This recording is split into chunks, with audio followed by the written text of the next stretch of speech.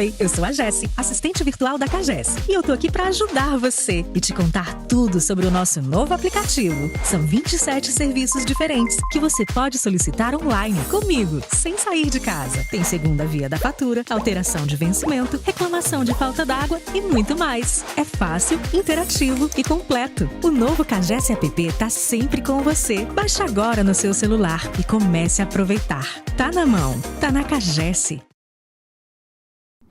Olá, prazer estar com vocês novamente. Estamos iniciando um novo Focus Colóquio, num momento especial, momento onde a campanha, momento no qual a campanha eleitoral está oficialmente aberta. E, evidentemente, que estaremos aqui sempre que pudermos e com a maior frequência possível, debatendo e discutindo as eleições.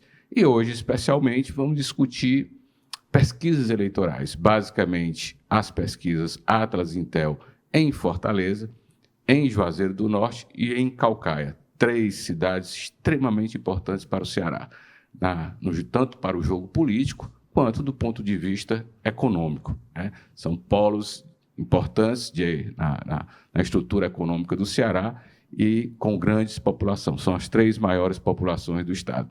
E, evidentemente, que Fortaleza como a joia da coroa. E vamos começar com a pesquisa Atlas Intel. E eu queria antes falar alguma coisa. Focus Poder Atlas Intel, uma pesquisa contratada pelo Focus Poder, que, infelizmente, era para ter ido ao pleno conhecimento público no último dia 11 de agosto. Mas uma liminar barrou a divulgação dessa pesquisa. Felizmente, hoje já está liberada, embora um pouco tarde, mas os números ainda continuam válidos. Eles envelhecem. Política é dinâmica, começou a campanha, aquela pesquisa tinha sido feita antes do início oficial da campanha, mas isso não faz com que ela perca totalmente o valor. Mas temos que ter a clareza de que é uma pesquisa feita no período entre 2 e 7 de agosto. Portanto, há cerca de 15 dias, são 2 semanas aí, né? É significativo. E um posicionamento do Focus, né? O Focus é plenamente a favor da liberdade de imprensa, óbvio, das liberdades de divulgar, óbvio, e não há sentido, Focus Poder não vê nenhum sentido em juiz que barra decisões judiciais barrando a divulgação de pesquisa. Isso é um critério dos meios de comunicação, divulgar ou não pesquisa. Todo meio de comunicação que se preze, ele só divulga pesquisa que tem credibilidade. Pesquisa que é contratada junto a institutos nacionais, institutos de credibilidade, como é o caso da Atlas Intel, que é uma empresa sediada no Rio de Janeiro e em São Paulo, e que faz pesquisa no mundo inteiro, em países como os Estados Unidos, México, Argentina, Chile, na Europa, Espanha, Romênia, vários países. Né, e listado nos Estados Unidos, por exemplo, pelo New York Times, como uma das pesquisas confiáveis, né, naquele mundo de pesquisas que acontece nos Estados Unidos. Mas estamos aqui hoje, nesse novo ciclo, né, compondo a nossa mesa com o Alípio Leitão, né, diretor executivo do Focus, economista, com larga experiência na análise estatística, e agora, pela primeira vez aqui conosco, muito obrigado, professor Emanuel Freitas, titular da cadeira de Teoria Política, lá do curso de Sociologia, né, da UES, Ciências Sociais da UES, né, e com doutorado também ali na UFC, na nossa querida UFC, na área de Ciência Política. Obrigado, Emanuel, pela sua presença aqui. E, antes de qualquer coisa, eu queria, Emanuel, uma análise sobre esse momento sua, antes de entrar na pesquisa Atlas Intel, Focus Poder, aqui de Fortaleza. Esse momento é um momento onde a campanha já está liberada, mas não começou rádio e televisão, né? Que é outro momento novo que nós vivemos, né, nesse sentido. Porque antes, quem determinava o ritmo e a dinâmica das campanhas eleitorais era o horário eleitoral gratuito. Mas hoje temos que não é mais novidade, mas não deixa de ser novo para a política, as redes sociais, estas que dão o ritmo das campanhas no momento, né? A sua avaliação sobre isso, o impacto realmente está nas redes sociais ou rádio e televisão também é decisivo para as candidaturas? Olá, Fábio, prazer. Seja bem-vindo. Muito obrigado, prazer estar aqui com você, com a Alípio, com todos que acompanham o Focus Poder. Tanto o impacto das redes sociais é importante que a Câmara Municipal, por exemplo, desativou as suas redes durante esse período eleitoral por conta dos diversos problemas que poderia vir a ter no campo jurídico em relação à exposição de vereadores que estão disputando a reeleição, assim como também do prefeito. Então, acho que isso é uma decisão da Câmara ou é a legislação que determina? Uma decisão da Câmara Municipal. Inclusive, em outras eleições não havia essa restrição e agora resolveram fazer. Outras câmaras municipais não o fizeram, mas a de Fortaleza resolveu fazer, dado o número grande, elevado de vereadores que vão disputar a reeleição e que acabam tendo uma visibilidade, obviamente, que outros candidatos que não têm o espaço do sistema comunicacional de lá têm. Né? Então, o que a gente está vendo nesse momento acho que, primeiro, uma exposição dos grandes patronos das candidaturas, se a gente pensar no plano do Executivo. Né? O governador Elmano, por exemplo, disse ontem que ia se preocupar mais em governar do que em fazer campanha, a campanha ficaria para o final de semana. Nós temos visto o senador Camilo Santana mais presente aqui no Ceará nas últimas semanas, exatamente para acompanhar as convenções, para acompanhar o dia a dia inicial dos candidatos que ele tem apoiado. Então, o que você vê ainda é essa preparação para aquilo que será jogado no horário gratuito de propaganda eleitoral, mas também nos debates que movimentam ali o quente da campanha em meados de setembro. Ok. Alípio, alguma coisa sobre a Atlas Intel? Aí eu queria que você dissesse qual é a metodologia da Atlas Intel, para a gente já vai entrar aqui nos números de Fortaleza, tá certo? Quantos entrevistados, a maneira como a Atlas Intel pesquisa, e isso não deixa também de ser uma novidade, é o único instituto de pesquisa do Brasil que vai por esse caminho. É até interessante a gente voltar a falar um pouquinho do que é a pesquisa Atlas Intel em relação às outras pesquisas. Nós estamos falando aqui de uma metodologia que ela é inovadora, de certa forma, para o Brasil, mas para o mundo já é praticado, basicamente pelo fato de que, como a gente colocou, já existem alguns estudos que são feitos aí que apontam que existe uma certa intimidação do pesquisador no momento da entrevista, ou seja, o ato de você estar presencial, da entrevista e da pesquisa propriamente dita, como a gente está acostumado a conhecer comumente, que é o pesquisador abordando uma pessoa na rua ou por telefone, porque pode haver aí, no caso aí, uma certa intimidação e um grande receio ou de patrulhamento ideológico ou coisa que o valha, algum temor quando isso é feito por estranhos. Sem falar da questão que advém também lá da pandemia, que é esse contato, fica bem mais difícil de você prolongar um contato de rua ou coisa que o valha. E se me permite, Alípio, uma característica dessa que você vai falar da Atlas Intel, de fazer a pesquisa pela internet, que eu gosto de citar sempre, né?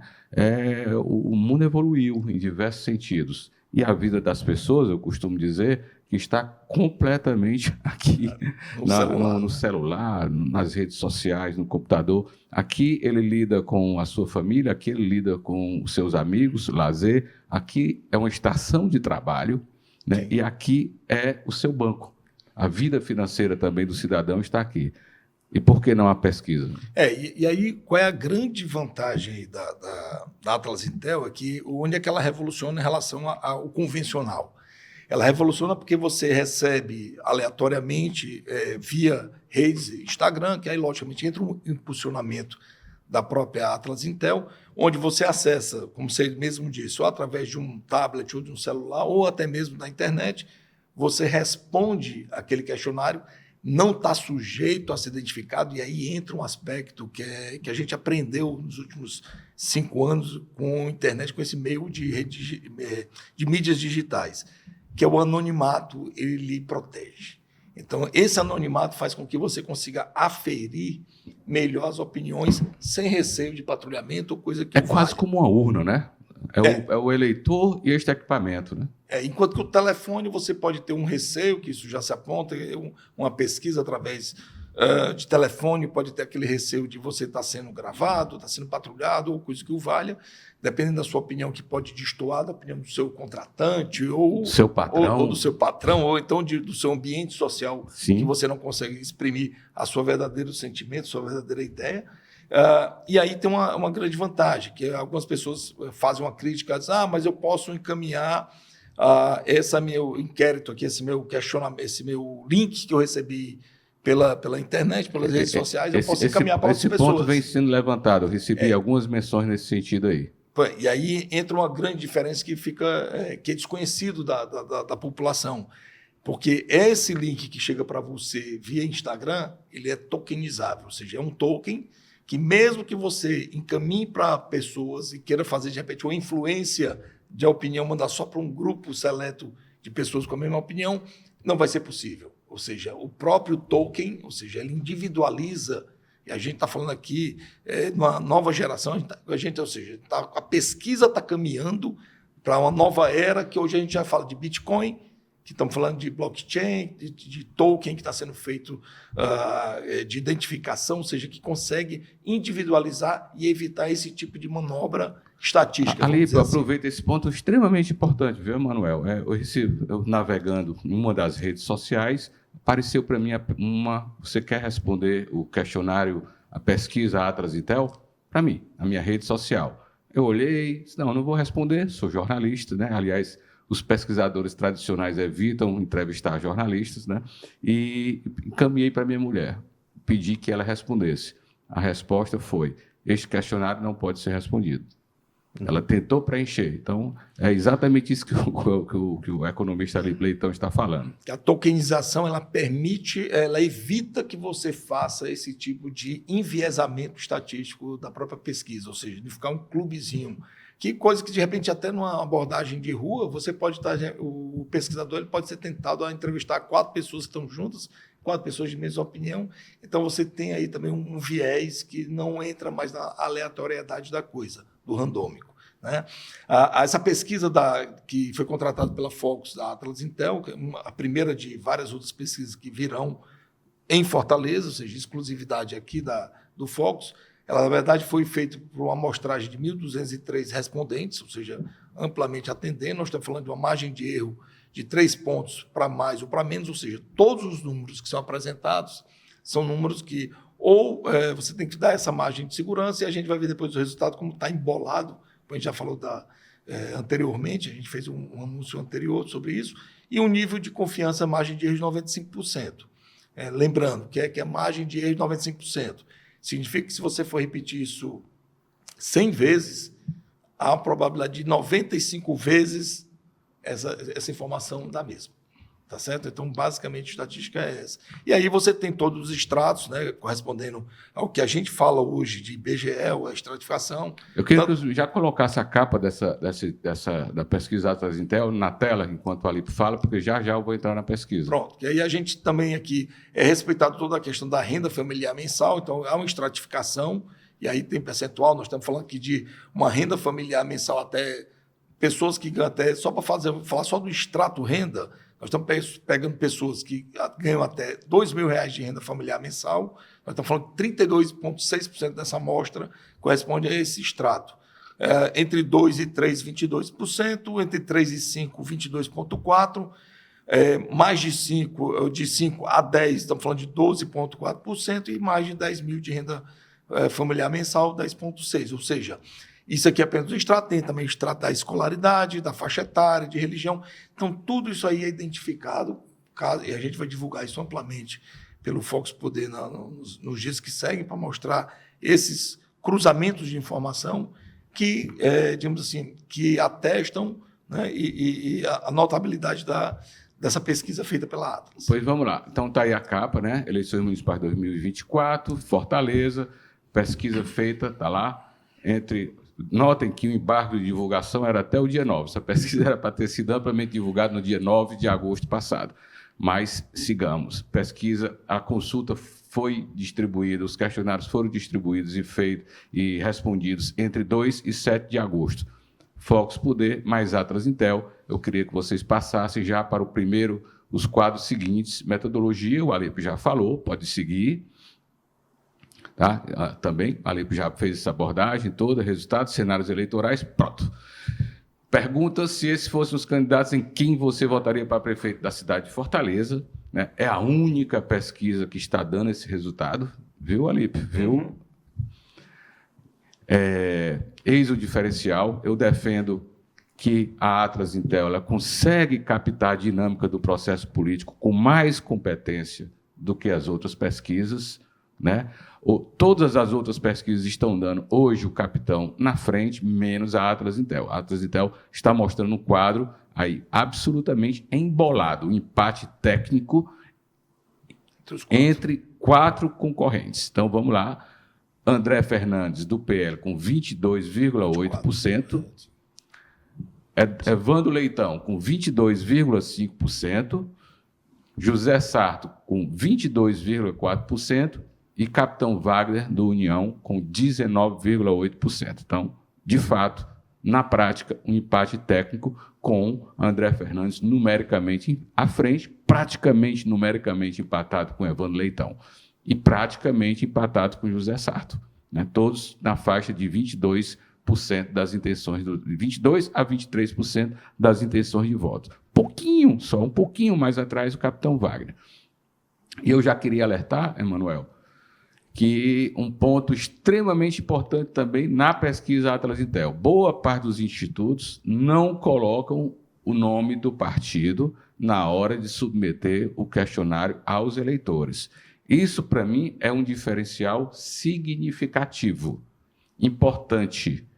Datafolha, por exemplo, não coloca, Paraná Pesquisa não coloca, vários institutos não colocam o nome do partido na hora de apresentar o questionário para os eleitores. Então, está aí o resultado, lembrando que isso aí é da fase entre 2 e 7 de agosto, e possivelmente isso já tem evoluído, muito provavelmente isso já tem evoluído, porque a campanha já está aberta, está na rua, mas antes ainda de começar o horário eleitoral gratuito. Professor Emanuel, a sua leitura sobre este quadro. Esse quadro me lembrou aqui da eleição de 2004, quando a gente foi dormir no primeiro turno, no sábado, sem saber quem é que ia para o segundo turno, se você lembrar. Algumas pesquisas, Emanuel, muito bem lembrado, davam Moroni e Cambrai no segundo turno. Isso, exatamente. Uma pesquisa, por exemplo, que foi divulgada pela Jangadeiro no sábado, dava isso.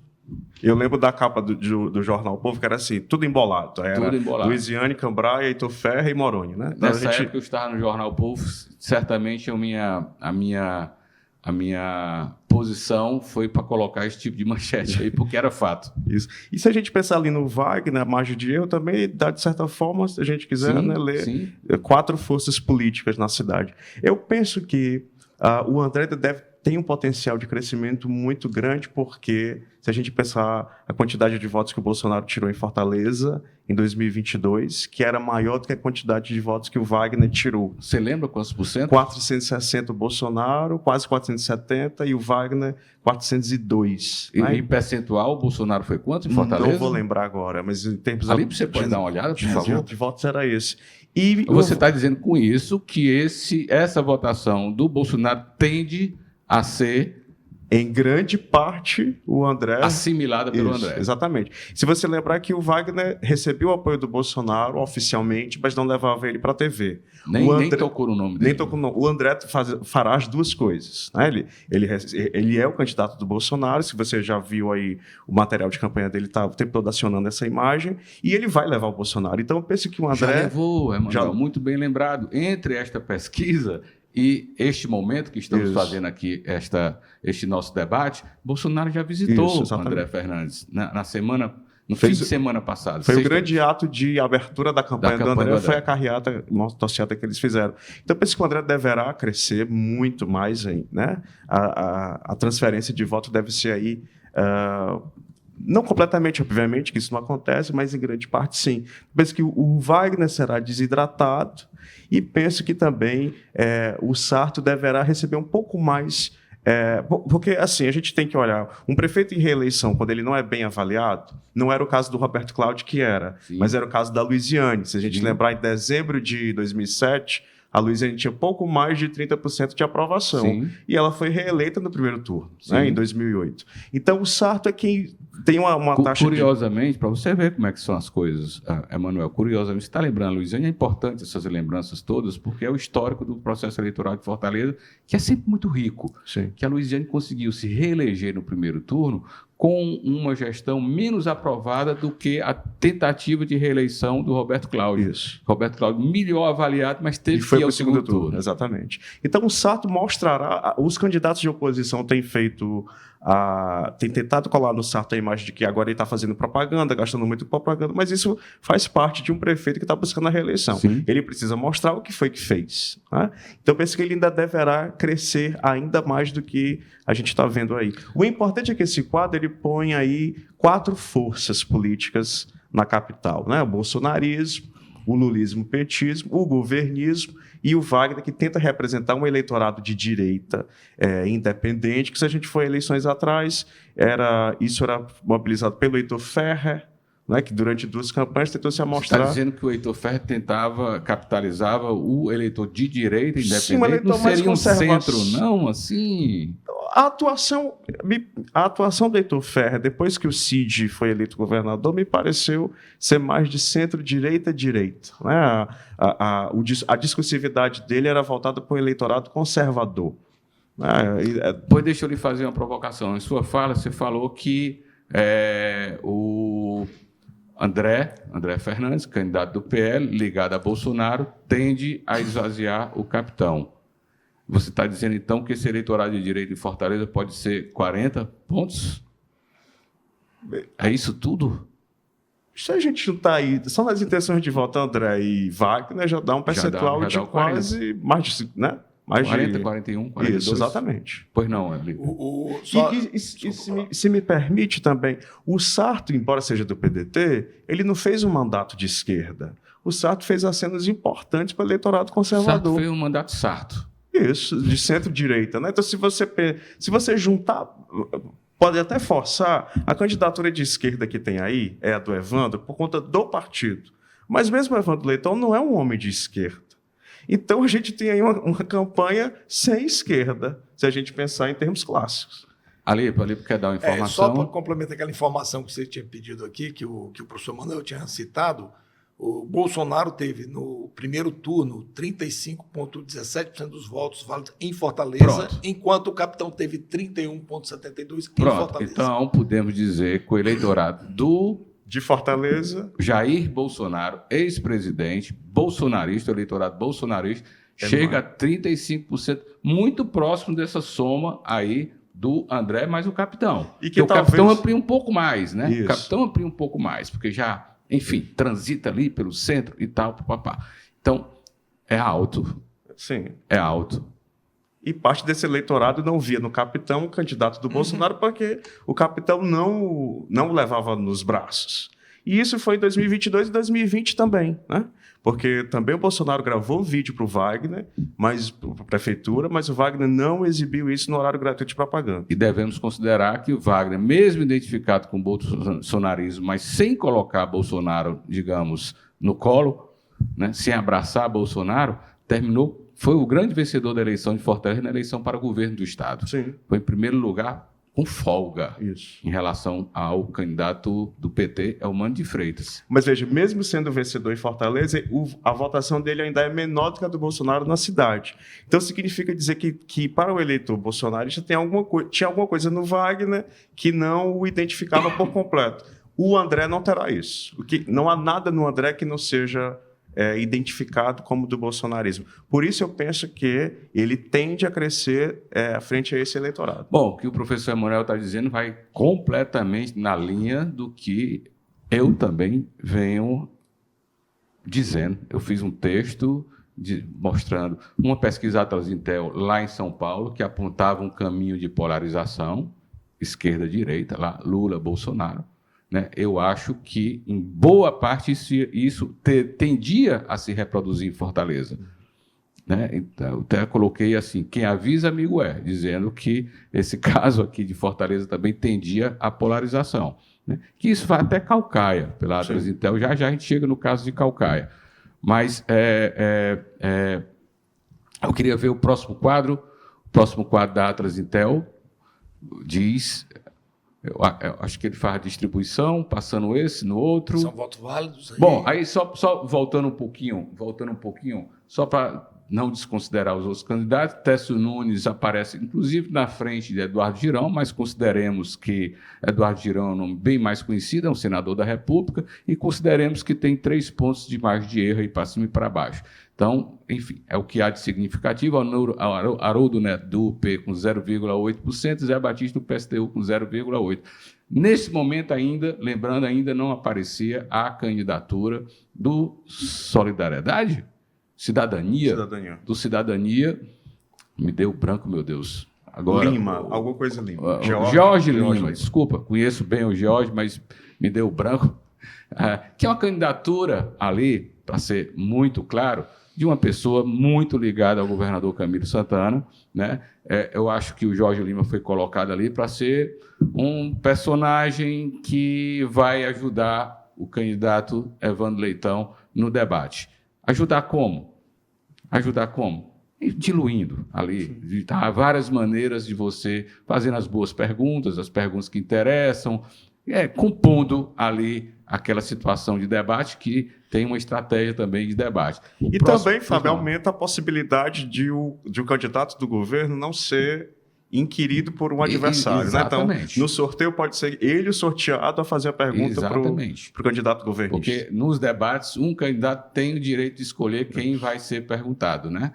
Então, 2008 tinha um candidato também do PCB, que era um candidato que vinha da gestão Luiziane, agora não vou lembrar o nome. Foi usado a mesma estratégia. Isso, então. Que era muito parecido, inclusive, com o Lula, né, fisicamente. O quadro seguinte, por favor. Aí esse quadro é extremamente importante, o que vai aparecer agora, que é a evolução, porque a Atlas Intel fez uma primeira pesquisa aqui em Fortaleza em dezembro, final de dezembro de 23. Né? Então, já dá para ver a evolução, Emanuel, e ali fica muito claro aí, confirmando o que o professor Emanuel está dizendo, uma tendência de polarização. Você vê que quem estava em primeiro lugar era Capitão Wagner, com 28,6%, e desceu para 19,8%. Foi o único dos candidatos, quer dizer, junto com o José Sarto, né? Mas o José Sarto ainda dá mais de erro. Mas você vê que o Capitão Wagner saiu de 28,6% para 19,8%. Né? O André saiu de 12,9% para 22,8%. Então, uma tendência de crescimento, junto com Evandro Leitão, que saiu de 14,2% para 22,5%. Não consigo ler direito, mas é isso. Então, olha os dois gráficos que estão subindo. Olha as duas linhas que estão subindo ali. Claramente uma tendência de polarização, com uma queda, embora diminuta, embora dentro da margem de erro, de José Sarto, e uma queda mais abrupta do Capitão Wagner. Confirmando toda essa leitura que foi feita aí de uma tendência de polarização em Fortaleza. Gente, isso quer dizer que José Sarto vai se esvaziar? Não creio. José Sarto é prefeito da cidade. José Sarto tem máquina, tem uma chapa de vereadores muito forte, está com uma campanha muito forte em redes sociais. É uma aposta a campanha dele, porque está apelando para algo que não é muito tradicional às campanhas políticas, mas é tradicional, é usual, é cotidiano nas redes sociais. Fazer gracinhas, memes, enfim, tentar chamar a atenção por esse lado. O que eu acho muito questionável, porque é o gestor. E gestor é gestor. Gestor engraçadinho, fazendo piada, enfim. Mas vamos ver o que é que dá. É uma novidade nesse sentido.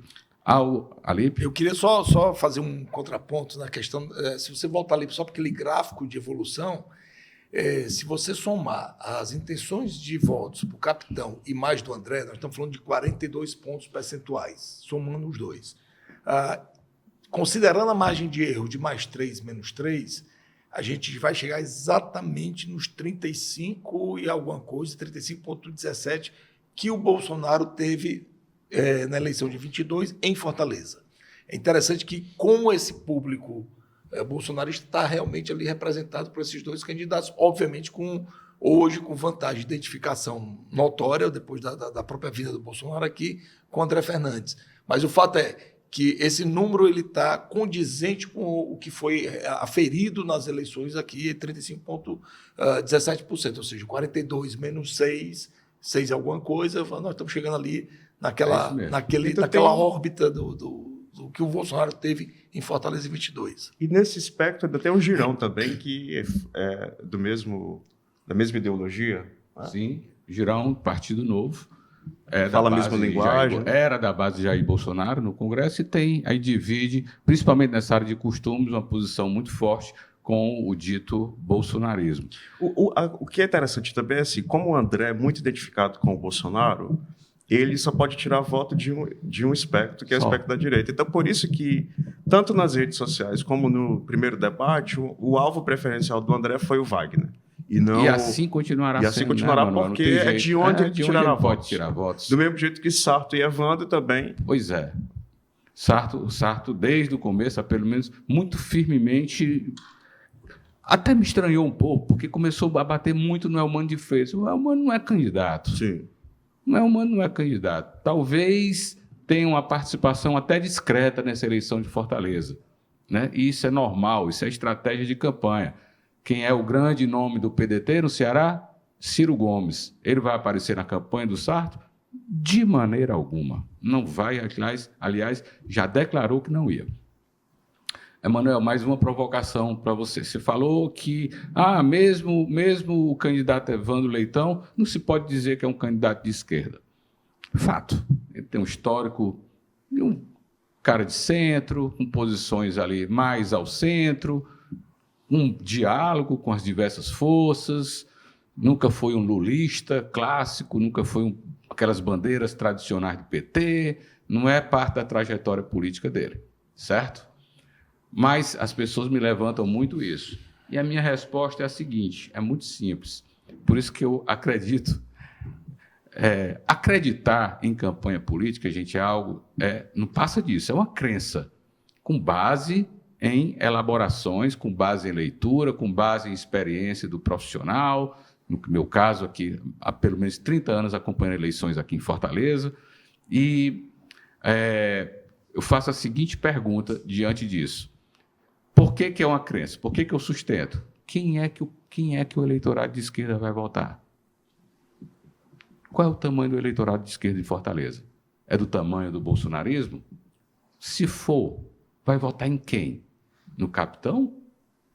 No José Sarto? Não, a esquerda vai votar no Evandro, mesmo ele não tendo essa trajetória de esquerda. Por quê? Porque é o candidato do PT.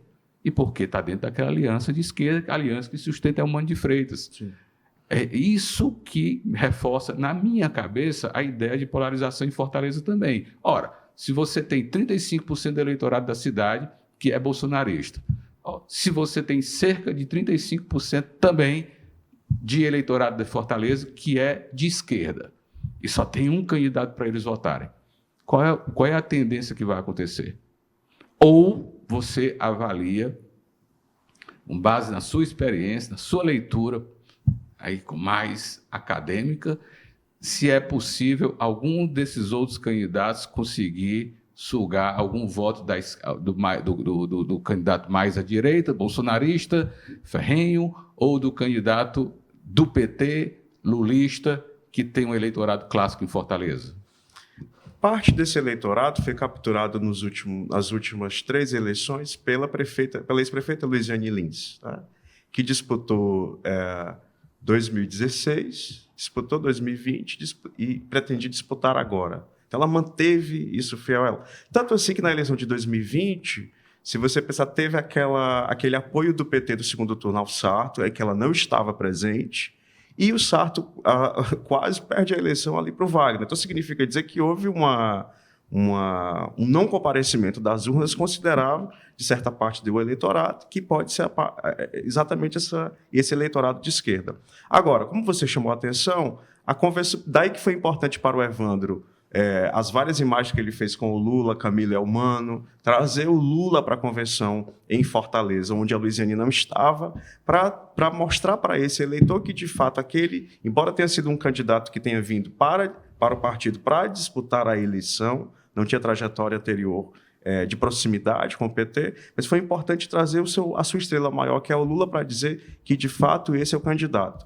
E me parece que os adversários também vão explorar isso. O Wagner tem feito elogios sucessivos à Luiziane. Tem dito que vai recuperar coisas que a Luiziane fez, como, por exemplo, o Hospital da Mulher, que, segundo ele, não estaria funcionando como deveria.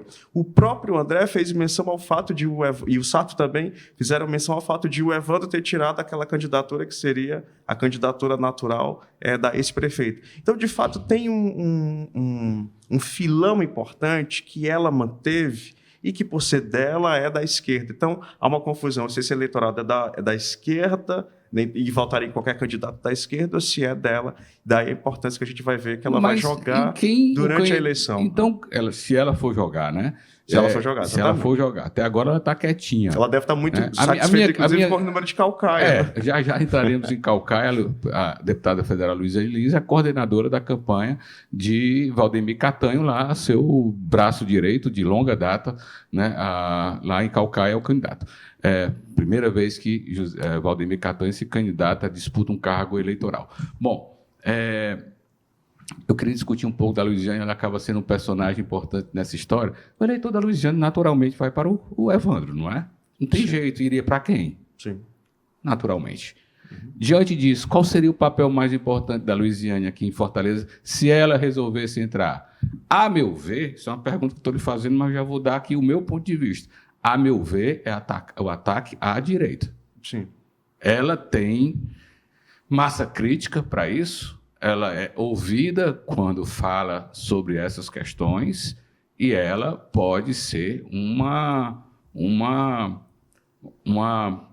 digamos, uma metralhadora dirigida para o André Fernandes. Isso principalmente num possível segundo turno entre André Fernandes e Evandro Leitão. É isso? Sim, sim. Só que isso é o que se espera dela, né? Então, assim, não sei se seria, para usar uma expressão popular, chovendo molhado, né?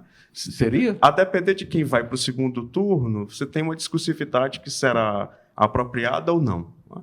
Se a gente pensar se um segundo turno for entre André e Sarto, não sei, você teria claramente o eleitor de esquerda seria chamado a decidir a eleição, como me parece já ter resolvido a eleição de 20, né? Porque eram duas candidaturas de centro-direita, Wagner e Sarto. Né? Que me parece que continua o sonho de uma noite de verão ou o sonho de uma noite de eleição dos dois, né? Chegar ao segundo turno, a polarização.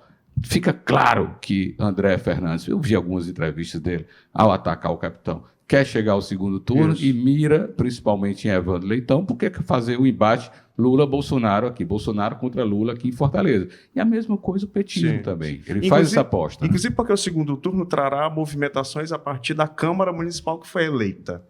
Né? Então as coisas se resolvem de modo mais pragmático. Se o André for para o segundo turno, é mais fácil ele contar com o apoio do Wagner do que o contrário, dadas as usas que foram produzidas agora. Do mesmo jeito, se o Sarto for para o segundo turno, talvez seja mais fácil para ele contar com o apoio do Evandro e da esquerda do que o contrário, né? O Evandro ir para o segundo turno e o Sarto vir a apoiá-lo.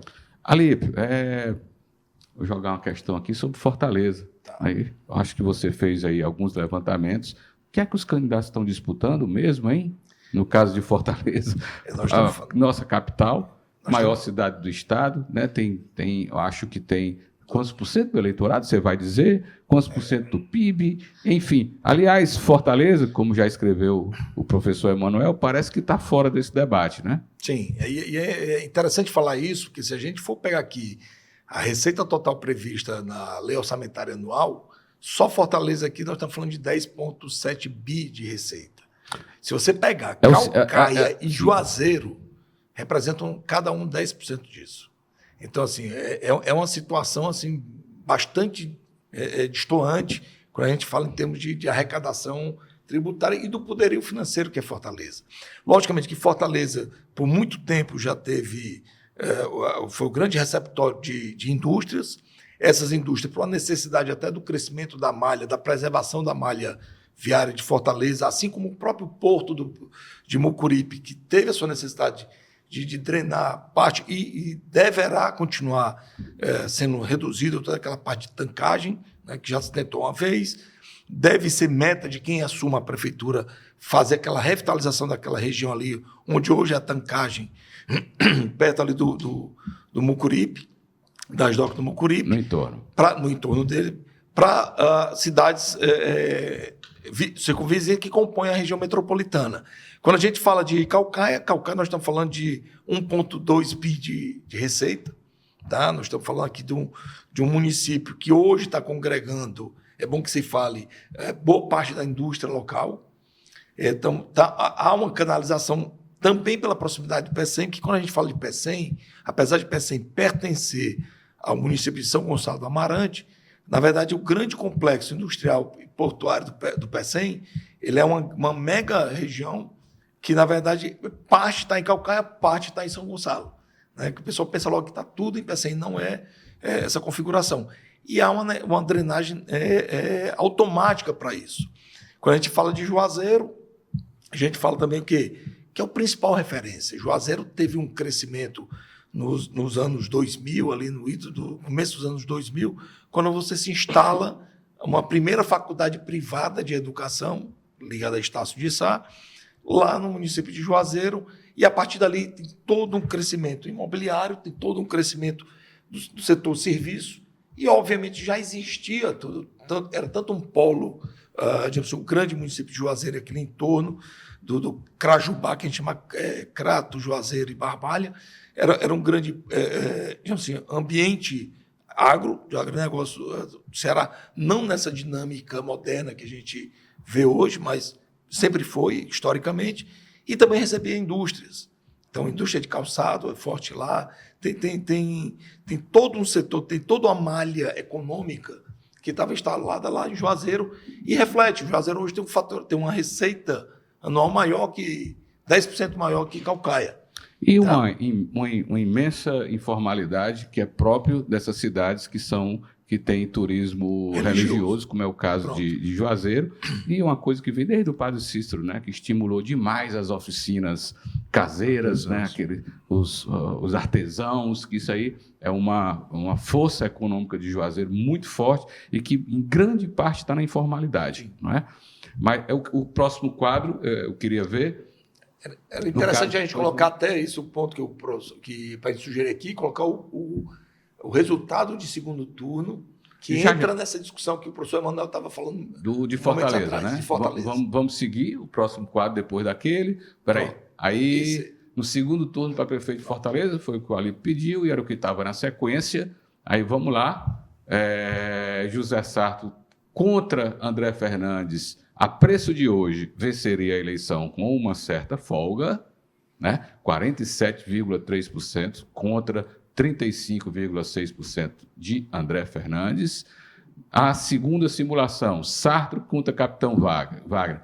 O prefeito também seria reeleito com uma certa folga, mas menor, significativamente menor do que uma vitória de Sarto sobre André Fernandes, 43% contra 38,9%. A outra, você vê que as diferenças estão aumentando, né? Ali é uma comparação com as outras. Não, é uma diferença de 11,7%, né? Sarto contra Fernandes no segundo turno, uma diferença entre os dois de somente 4,1 pontos percentuais, portanto, muito próximo da margem de erro, se fosse Sarto e Capitão Wagner. Sempre lembrando, a preço de hoje, a eleição é momento, é retrato de uma circunstância momentânea, o processo é muito dinâmico. O que chama atenção aí, como a força do eleitorado de direita, viu, professor? Olha a força do eleitorado de direita aí, como ele tende a ir para José Sarto, que, como o professor identificou, é um personagem de centro-direita, né, que lida bem com as igrejas pentecostais e companhia. Pode voltar ao quadro, por favor. Não, o quadro anterior do segundo turno, esse aí. Né? Uma vitória folgada hoje, se fosse um segundo turno entre Sarto e Evandro Leitão. Ali, a meu ver, mostra claramente o tamanho da esquerda nessa disputa Sarto e Evandro Leitão. Né? Nessa faixa aí, 33, 32. Só que quando entra a simulação do André contra Evandro... Não, já a gente chega. Já sei, porque isso aí é a polarização, né? Então, Sarto contra o Evandro, o Sarto ganharia de 41 por 32, uma diferença de quase 10 pontos percentuais. O Capitão contra o Evandro também venceria com uma diferença de 7,5 pontos percentuais. Já o Capitão Wagner contra o André Fernandes, o embate da direita, olha como o Capitão consegue sair um pouco à frente, mas ainda praticamente dentro da margem de erro, porque é uma diferença de só 3,2 pontos percentuais. E a disputa polarizada obtém os índices mais baixos no somatório, André com 37,3 e Evandro com 39,3. Um empate técnico. A preço de hoje, uma disputa de segundo turno, Lula contra Bolsonaro, Bolsonaro contra Lula, André contra Evandro, PL contra PT.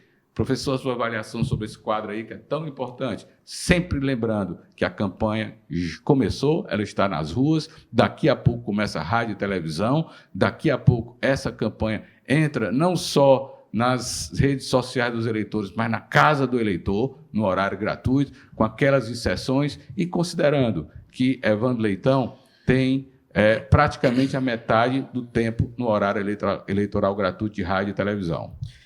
O que é mais interessante é a força do Sarto no segundo turno, que não aparece no primeiro. Então, se na simulação de primeiro turno ele está em quarto lugar, aliás, em terceiro lugar, aqui no segundo turno ele mantém um eleitorado de mais de 40%, que significa dizer que é como se o eleitor estivesse dizendo que frente ao que está e frente ao que pode vir, é melhor continuar com o que está. É a aposta do Sarto, né? Isso. Daí ele atacar tanto... Daí a importância dele se mostrar nessa campanha como um gestor eficiente. Você tem avaliado a campanha do Sarto? Ele está mostrando essa cara de gestor eficiente? Uma coisa que me chamou a atenção foi que eu, antes de começar a campanha, eu pensava assim, em 2020, o Sarto tinha o Roberto Cláudio como seu grande patrono. O Sarto seria o continuador do que seria a gestão Roberto Cláudio. Ele teve isso porque o Roberto Cláudio saiu bem avaliado.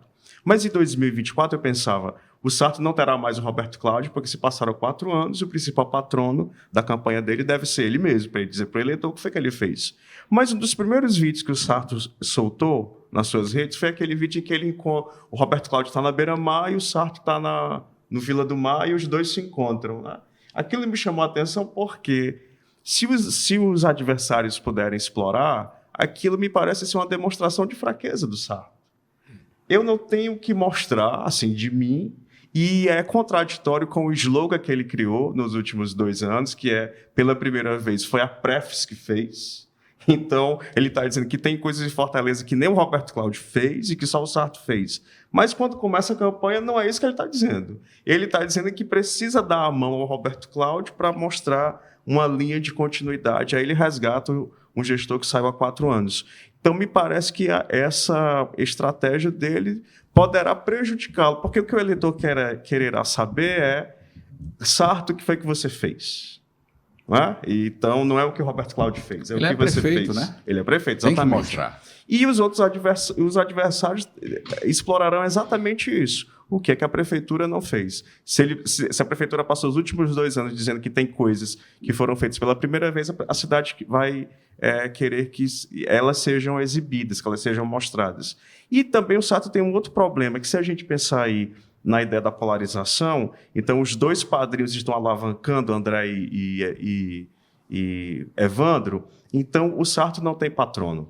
Inclusive porque... Me parece que ele apelou para Roberto Cláudio. Isso, mas não tem um patrono nacional que naturalmente seria o Ciro Gomes, mas devido aos últimos acontecimentos aí no interior do PDT, não é um bom patrono nesse momento. Por isso aí que ele vai aí em busca do Roberto Cláudio, que, volta a dizer, saiu com a prefeitura muito bem avaliada. E mais do que isso, o Sarto tem o desafio de manter a tradição, 2 tradições. A tradição de um prefeito em Fortaleza não deixar de ser reeleito, né? Então, Juracy, Luiziane e Roberto Cláudio, e uma tradição que se inaugurou com o Roberto Cláudio, que é de presidente da Assembleia, que aí, nesse caso, ele vai disputar com o Evandro, porque o Evandro seria, se o Evandro vier a ser eleito, é o 3º presidente da Assembleia que sai de lá para governar Fortaleza. E um dos atos da campanha de José Sarto foi abraçar a Assembleia e cobrar lá. E é interessante, né? Assim, também, os últimos, com exceção do Juracy, né,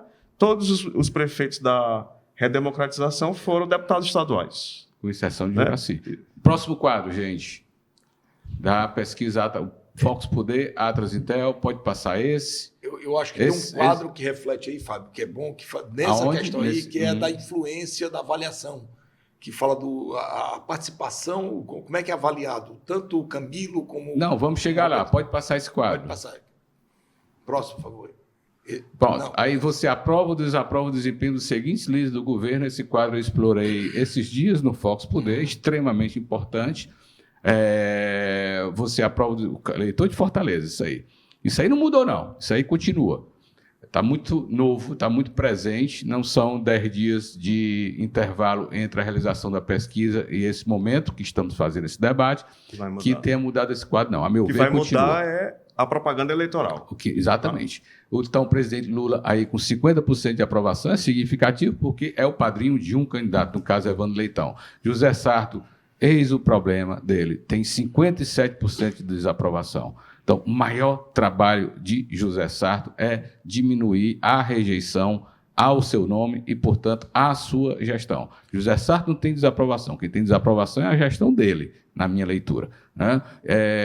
O governador Eumano de Freitas também, numa situação em que ele não poderá ser um padrinho importante, significativo e decisivo, a meu ver, do candidato Evandro Leitão. Alguma observação, Aníbal, você queria? É só um detalhe interessante, que as pesquisas que estão saindo agora, de outros institutos, confirmam esse quadro que acabamos de mostrar aí, feito até o dia 8. Tá? Então, assim, hoje, essa tendência, logicamente com a margem de erro, 1,53, claro, ou tal, mas esse é o perfil, como você mesmo colocou, ele praticamente está estático ao longo de todo esse período, agora chegando até hoje isso. Né? Como você disse, pode mudar de repente a percepção do Sarto, da prefeitura do Sarto. É clássico, Alípio. O prefeito, historicamente, isso aconteceu com o Luiziane Lins, historicamente ele usa a campanha eleitoral para melhorar a aprovação de sua gestão. Sim. E o seu próprio nome. E isso está sempre muito ligado à força da propaganda. Sim. Eis o problema. Um problema para Sarto. A força dele na propaganda, pelo menos na gratuita, está gastando e jogando muito peso nas redes sociais, que é algo definidor, diga-se de passagem, né? Mas no horário eleitoral ele terá 1 minuto na TV, né? E poucas inserções, que são aqueles comerciaizinhos que são cirúrgicos, que aparecem no meio da programação. A pessoa está vendo uma novela, está vendo jornais, telejornais, Jornal Nacional, está vendo um jogo de futebol, o intervalo do jogo, ou está vendo o seu filme preferido, enfim, aí aparece no meio daquela propaganda aquela inserção de 30 segundos. Essa é extremamente importante. E quem tem muito é Evandro Leitão. Esse vai ser importante para ele, porque se o Eumano tem uma reprovação alta, né, também parte das críticas virão ao Evandro como candidato do Eumano. Então, o horário, como o Evandro vai ter 5 minutos, vai ser parte desses minutos, a gente vai ver, vai ser para defender exatamente os ataques que o governador vier receber. E é interessante porque essa desaprovação do Eumano, com toda certeza, tem um lugar da segurança pública e da violência que a gente tem passado em Fortaleza. E aí, nesse momento... Chegaremos nesse quadro também, Amaral. Eu penso que essa campanha, então, é aquela que o Wagner pode se sentir mais à vontade de encampar-se como candidato da segurança pública, que era o que se cobrava dele em eleições passadas, dele se mostrar como um candidato que não era de pauta única, que não entendia só de segurança. Agora ele tem um momento propício para, sim, de fato, dizer que ele pode ser um candidato da segurança. Nas campanhas eleitorais, as prefeituras estão proibidas de fazer anúncios, ok? Mas o governo do Estado não está. Sim. E isso aconteceu de maneira muito, mas muito forte na campanha que Roberto Cláudio derrotou Eumano de Freitas em 2012. A propaganda, a publicidade do governo na TV, principalmente, era muito ligada ao discurso do candidato na propaganda eleitoral. Então, se o candidato Roberto Cláudio ia falar de educação, ele falava em parceria com o governo, tal, papapá. E, coincidentemente, aparecia uma propaganda do governo do Estado, né, naquela mesma programação que ele está livre para anunciar, falando de educação também. Né? Tem essa estratégia aí. Vamos para o próximo quadro, senão a gente tem que falar um pouquinho de Juazeiro e Caucaia. Próximo, por favor. O desempenho dos seguintes líderes do governo. Desempenho é um pouco diferente de avaliação pessoal, né? Enfim, eu acho que isso aí também não quer dizer muita coisa, além do que... Alguma coisa, Lipe? Não? Sigamos. Maiores problemas de Fortaleza. Vamos lá. É isso que o professor Emanuel acabou de falar. 74% aponta... Cada eleitor pesquisado tem direito a escolher 3 problemas. Por isso que a criminalidade aparece com um número tão alto. Né? Se fosse só um problema, apareceria... em primeiro lugar, mas menos alto. Então, criminalidade de 74,2%, praticamente 2/3 dos eleitores citaram a criminalidade, não é? Como seu principal problema. Saúde, em segundo lugar, é clássico. Aliás, faz pelo menos 20 anos que todas essas pesquisas apontam criminalidade e saúde. Saúde sempre é um problema.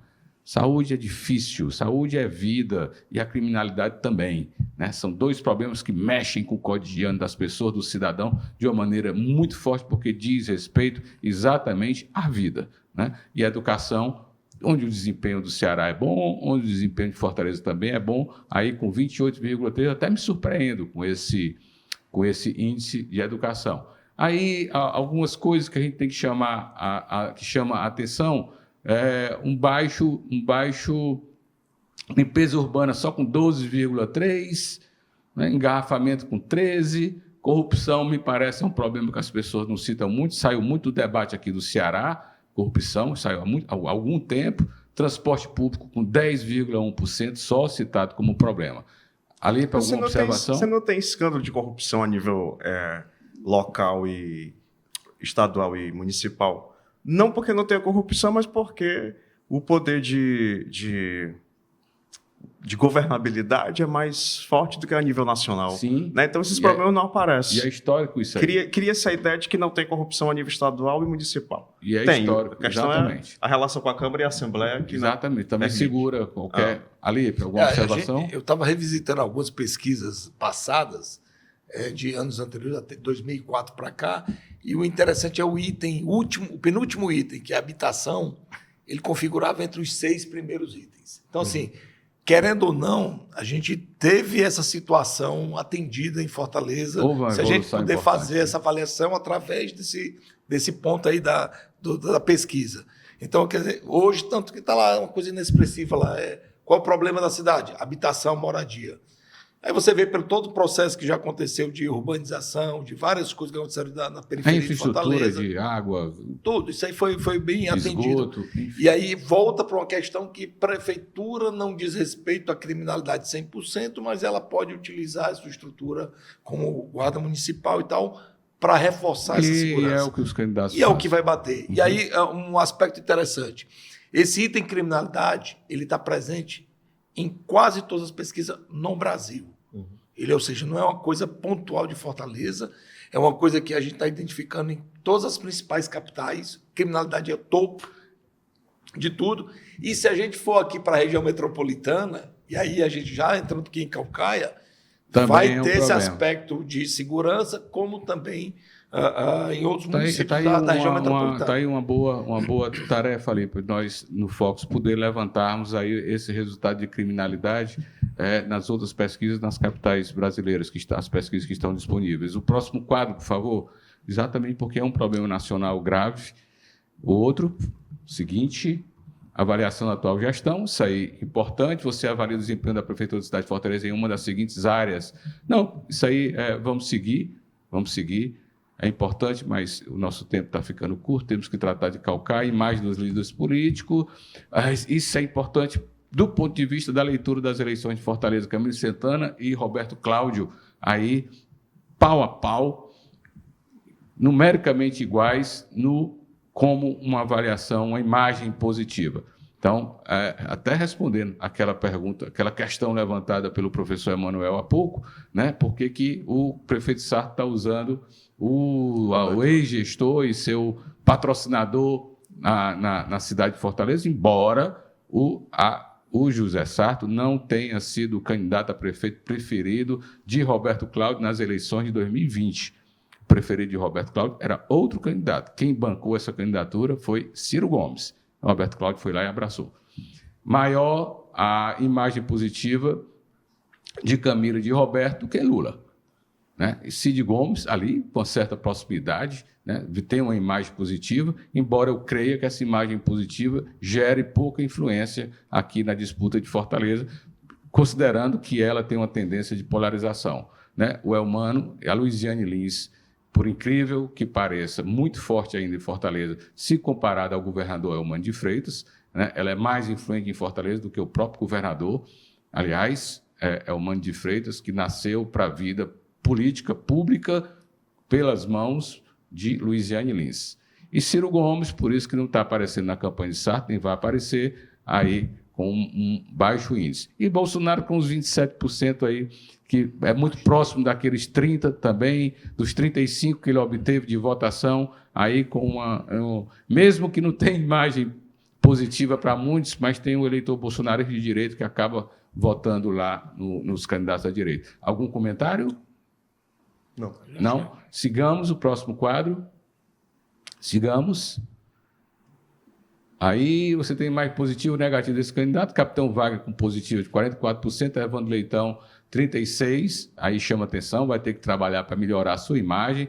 André Fernandes com 35% também, muito parecido com o tamanho daquele eleitorado de direita, não é, professor Manuel? 35%. Sarto com 31%, vai ter que trabalhar muito para melhorar a sua imagem positiva. E Eduardo Girão, enfim, que aparece aí muito abaixo no resultado final da pesquisa. Pode seguir? Pode seguir. Aí, entre os seguintes candidatos que você crê que está melhor preparado para lidar, não, vamos passar, aí é por área de atuação. Eu creio que terminamos pesquisa Focus Poder, Atlas Intel. Em breve, muito em breve, teremos uma nova pesquisa. Isso aí vai haver uma definição quanto à data já, mas ela só vai acontecer após o início do horário eleitoral gratuito. Creio que com uma semana de horário eleitoral gratuito no ar, teremos uma nova pesquisa Focus Poder, Atlas Intel. Queria partir logo para duas pérolas aqui da disputa eleitoral no Ceará. Juazeiro do Norte, primeiro, é uma pesquisa também da Atlas Intel, porém contratada pelo jornal O Povo, está ali o nome do jornal O Povo, Prefeitura de Juazeiro do Norte, o atual prefeito Cleidson Bezerra, do Podemos, numa aliança inusitada com o PDT. Você está juntando aí André Fernandes, o deputado estadual Carmelo Neto, Ciro Gomes, Bolsonaro, juntando com Ciro Gomes e companhia. Todos estavam lá no lançamento do Cleidson Bezerra. Juazeiro, historicamente, nunca reelegeu um prefeito. Está aí. Uma boa chance agora do atual prefeito Cleidson Bezerra, um ex-policial. Não existe ex-policial. Um policial federal ou é civil? Civil. É policial civil que se afastou das suas funções para entrar na política, né? E Fernando Santana, e aí algo muito importante, Alípio e professor Emanuel, é muito ligado ao governador, ao ex-governador, atual ministro da Educação, Camilo Santana. São parentes, primos, se eu não me engano, com 38,1%. Não tem segundo turno em Juazeiro, por muito pouco, quase que a próxima eleição terá segundo turno em Juazeiro, se não houver nenhum acidente de percurso até lá, se não diminuir a população da cidade, coisa que não vai acontecer, dificilmente. Professor, algum comentário sobre Juazeiro? É importante, como você chamou a atenção, o primeiro candidato que pode ser reeleito, né? Se reúne um arco de alianças muito grande. Mas o que é interessante é que, na eleição de 2020, o Gleidson e o Vitor Valim Calcaia foram apresentados como os dois nomes de oposição do governismo estadual. À direita. Bolsonaristas à direita, então como importantes resistências eleitorais à hegemonia do Estado. O Valim se converteu ao longo do mandato e o Gleidson se manteve, ao mesmo tempo, alinhado com o espectro da direita, mas mostrando uma postura de independência, né? Ele era vamos dizer assim, um bolsonarista moderado, se é que isso é possível de existir. Mas ele se manteve alinhado à direita e em momentos importantes, independente. Então, acho que isso manteve o apoio desse grupo importante, desse arco de aliança que ele vai ter aí durante a campanha, né? O que estava favorecendo sobremaneira. E, curiosamente, Juazeiro é uma cidade que com conotações políticas muito interessantes. O grupo dos Ferreira Gomes, por exemplo, na sua plenitude, nunca conseguiu ser determinante lá na região do Cariri, principalmente em Juazeiro. Né? Tinha que fazer alianças de todo tipo. E o que está acontecendo agora é uma nova recomposição de alianças lá que chama a atenção. Alguma observação sobre Juazeiro? Terra de Padre Cícero, tem que se declarar candidato lá, tem que se declarar devoto desde que estava no útero da mãe de Padre Cícero, porque senão não tem chance nenhuma. É uma terra de fake news, onde se pegar num candidato que ele não gosta do Padre Cícero, está derrotado, está fora. Isso aconteceu em diversas campanhas eleitorais lá de Juazeiro. Tem uma coisa interessante quando a gente vai analisar dados econômicos, e meu viés aqui sempre é para a questão econômica e financeira. Você vê a gestão do Gleidson foi uma gestão que melhorou as condições financeiras do município. Tá? Tem um aspecto aqui interessante. Nós estamos falando aqui de Juazeiro, que nós estamos com dados aqui do Tesouro Nacional, que nós estamos falando de 1,3 bilhões, que é o faturamento, que é a receita tributária de Juazeiro, entre receitas tributárias próprias, ISS, IPTU, ITBI, e transferências correntes. Sendo que as próprias é o mal das pequenas cidades. Quando a gente sai aqui da grande metrópole, que é Fortaleza, ela só representa 20%. Então, ou seja, a dependência de um FPM, que é o Fundo de Participação dos Municípios, que é um repasse constitucional, do ICMS, que também é atribuído parte do que é do Estado, mas vamos dizer assim, repasse da Cefaz, vamos colocar dessa forma. E o Fundeb também, que é o Fundo de Desenvolvimento da Educação Básica, que também é um repasse federal, representa 80% dessa receita. Estou falando em grandes números, big numbers aqui. Tá? Então, assim, o fato é, nós temos aqui um município que precisa da transferência, da parceria, mesmo assim, ele de encontro, que é diferente, por exemplo, que a gente chega já em outros municípios que estão ali com o PT, que precisa de uma parceria com o governo federal e o governo estadual para ter essa facilidade de recurso, mas você tem a melhoria na qualidade da gestão. Tanto que, quando a gente vai para um quadro que o Tesouro Nacional criou, que é a capacidade de pagamento do município, que ele faz um ranking dos municípios e cria algumas métricas para isso, Juazeiro está numa situação muito boa. Tá? Apesar de ter uma nota C, nota melhor real, obviamente, então, tá com ela teve uma melhoria. Ela tem B em quase todas as contas, só uma questão aí de caixa, de suficiência, que ela é C. Mas todo o resto está... E gasto com pessoal está equilibrado também, que sempre é um dado importante. Gasto de pessoal, por incrível que pareça, numa cidade do interior, apesar de ser uma região que é uma região... Tem pujança, né? Pujança, e ela é uma zona de retenção ali, de atração local, regional, não é metrópole regional. Ela tem hoje 50% só, que é muita coisa. Mas tem folga, né? Mas ela tem folga hoje, só em pessoal. Que é 65%. Isso. Professor Emanuel, alguma observação de Juazeiro ou a gente parte para Calcaia? Recebeu importantes impactos obras do governo estadual nos últimos anos, né?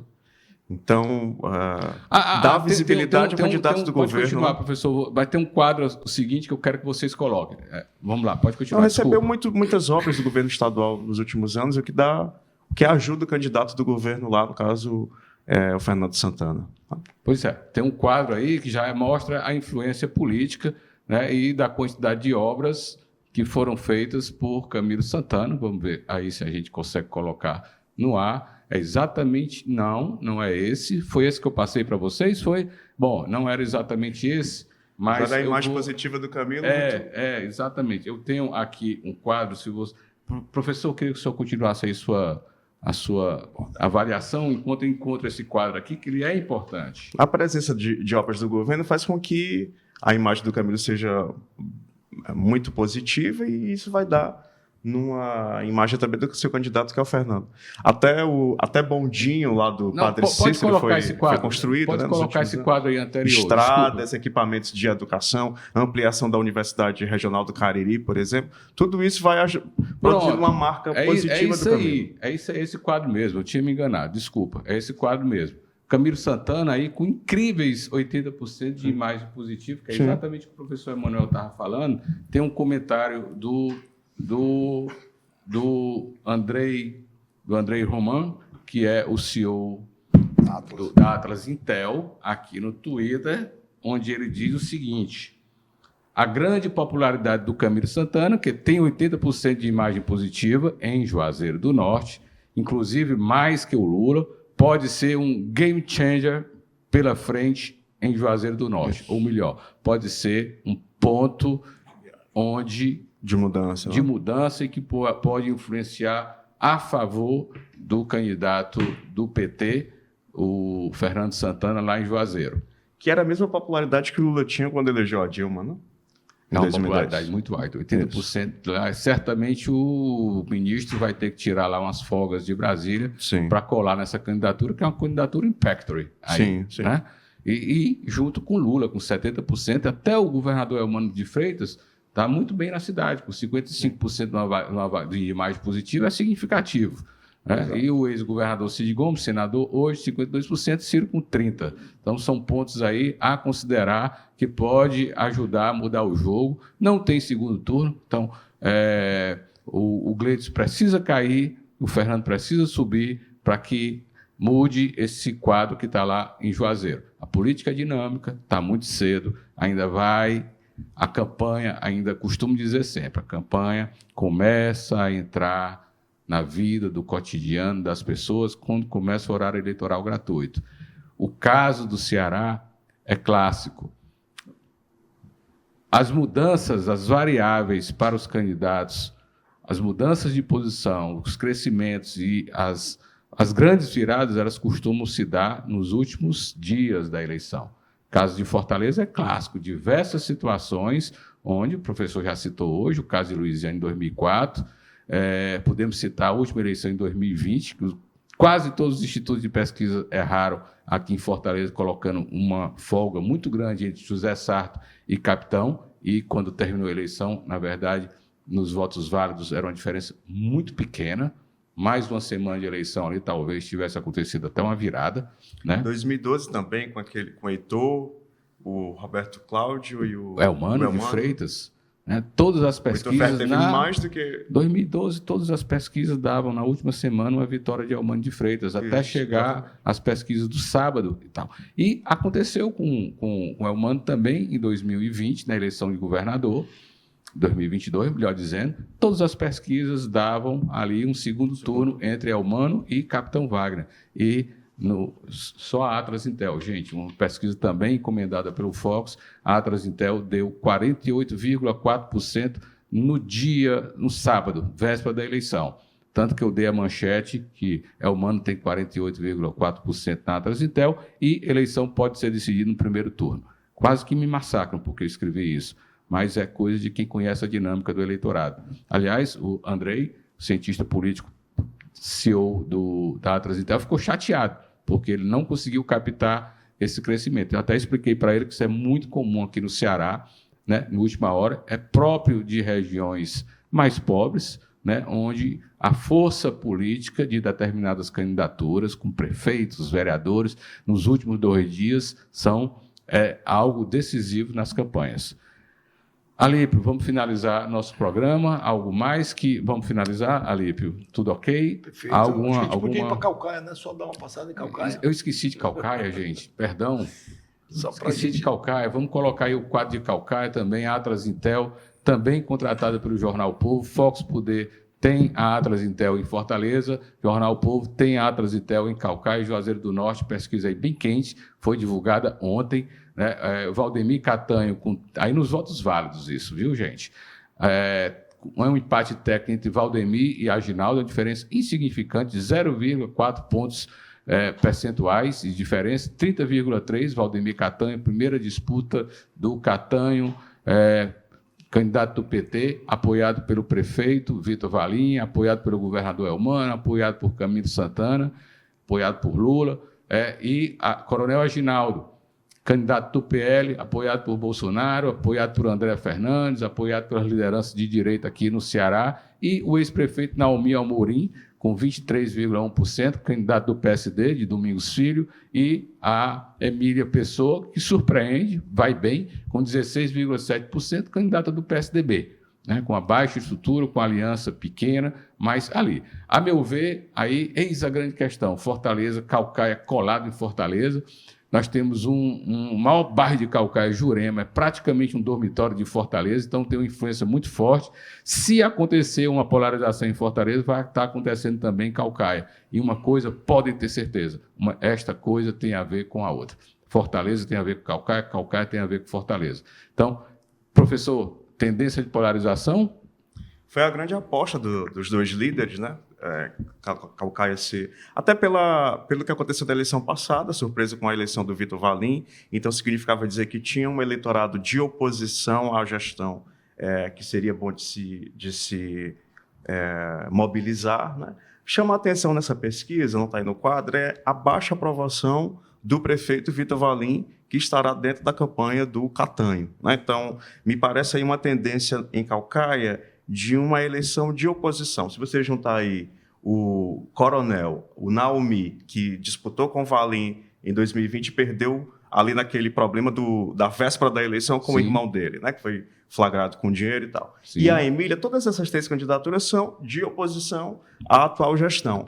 Aí me parece que a estratégia aí, mais do que de polarizar nacionalmente, seja explorar a relação do Catanho com a atual gestão, que é bem avaliada na região praiana, que foi onde as grandes obras foram realizadas, mas que quando sai da região litorânea e vai para o centro, para a periferia, não tem uma boa avaliação, que é onde o Naomi é forte. Detalhe, segundo turno, Caucaia tem eleitores suficientes para ter eleição de segundo turno, a última anterior já foi decidida também no segundo turno, parece que caminha fortemente para isso, esse embate polarizado Lula-Bolsonaro, com essas características que o professor está dizendo. Se somarmos esse voto de oposição, aí considerando que Catanho é apoiado pelo atual prefeito, embora considerando que o atual prefeito Vitor Valim tem tido uma atuação discreta no processo eleitoral, certamente em função de uma avaliação não tão positiva ou uma baixa avaliação de seu mandato.